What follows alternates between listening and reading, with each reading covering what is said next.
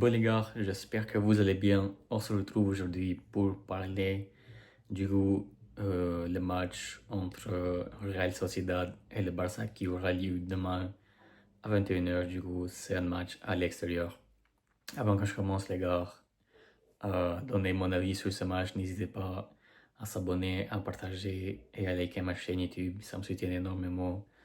Et puis si vous avez des questions, des trucs à me dire dans les commentaires, n'hésitez pas, je vous répondrai à tout le monde.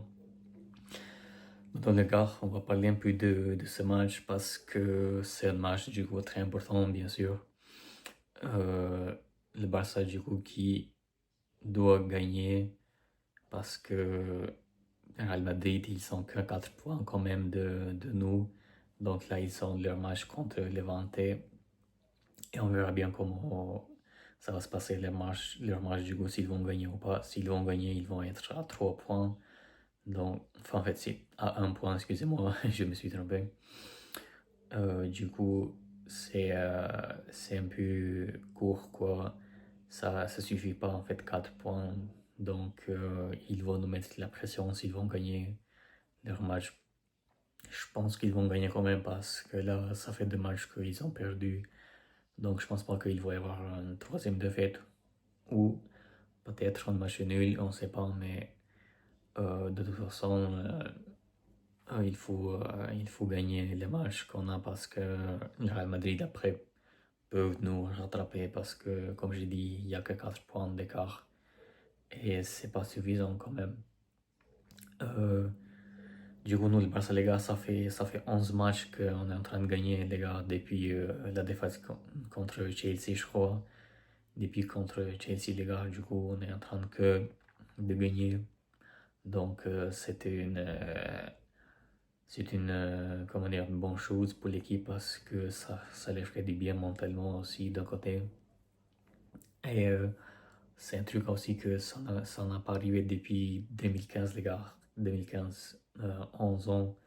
Franchement, ça fait longtemps qu'on n'avait pas fait ce, ce truc de gagner du coup 11 victoires d'affilée. Franchement, c'est incroyable quand même d'un côté ce qu'on est en train de faire. Et puis, pour les matchs de demain, du coup, les gars, je sais pas si Flick il va faire des rotations parce que, comment dire, il y a la Ligue des Champions, du coup, la semaine prochaine.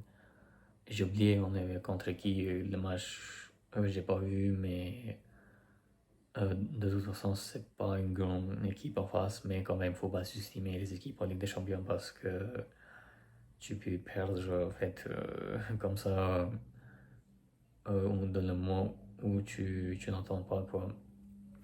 Donc,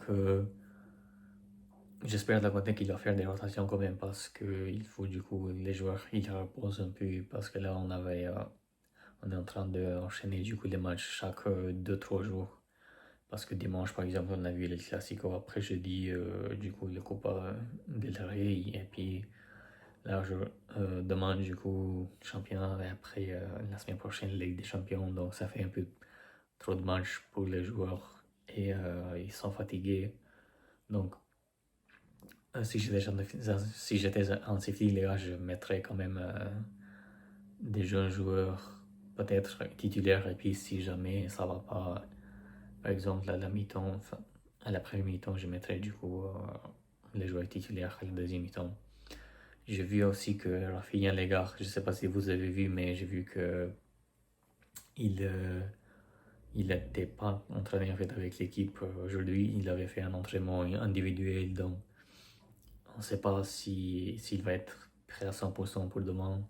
On espère en tout cas. Ou après, je pense qu'on peut gérer quand même le match contre Sociedad parce que la Sociedad cette saison-là, c'est pas ouf en fait comment dire, leur championnat. Je sais plus en quelle position au classement, mais je sais qu'ils sont pas en bonne forme cette saison. Mais bon, après, comme je dis, faut jamais sous-estimer l'adversaire. Et en plus, c'est un match du coup à l'extérieur. C'est chez eux, donc chez eux, les gars, c'est compliqué toujours. de gagner là-bas. Donc, c'est un peu, comment dire, compliqué avec les blessures et tout. D'un côté, Gavi qui est pas là, les gars. Il y a qui d'autre qui n'est pas là. Et, franchement, il y a Christian Serna aussi, j'ai oublié. Et puis là maintenant, les gars, je vais vous donner ma compo pour ce match du coup. Et puis n'hésitez pas à me dire dans les commentaires si vous êtes d'accord ou pas avec ma compo pour le match de demain. Du coup, les gars, voilà ma compo comme vous voyez sur l'affiche. Au goal, je mettrai Yohan Garcia comme d'habitude. Et puis en défense, je mettrai Eric Garcia avec Gerard Martin. Je mettrai du coup Urpo Koubarsi. Cancelo à la place de Koundé. Cancelo, les gars, je pense qu'il est prêt normalement. Donc, je mettrai Cancelo parce que là, Koundé, il va pas bien du tout. Donc, Cancelo, je pense qu'il va faire un peu plus de bien, je pense, offensivement. Après, défensivement, si je me rappelle bien, Cancelo, il est pas ouf défensivement, mais j'espère offensivement. Après, peut-être défensivement, il va être fort aussi parce que on a besoin quand même là, les gars, pour les bons joueurs en défense parce qu'on prend des buts presque chaque match. Et puis, sur l'autre côté, Baldé. Du coup, au milieu de terrain, Pedri avec De Jong. Et puis, avec Olmo en 10. Et on attaque Rafinha. Du coup, avec Robert Lewandowski. Et je mettrai Ronny Bardi, les gars, à la place de Lamine parce que là, vu que ça fait beaucoup de matchs, je pense que Lamine aussi doit être fatigué parce qu'il a enchaîné beaucoup de matchs presque, en fait, jusqu'à 90e minute, il a enchaîné tous les matchs. Donc il faut qu'il repose un peu quand même pour la Ligue des Champions qui aura lieu du coup la semaine prochaine. Du coup, voilà les gars, ma compo pour ce match. N'hésitez pas du coup à me dire dans les commentaires encore une fois si vous êtes d'accord ou pas avec moi. Et puis n'hésitez pas à s'abonner les gars sur ma chaîne YouTube. Ça me soutient énormément. Et moi je vous dis à demain les gars pour analyser un peu ce match. Et puis prenez soin de vous les gars. Ciao.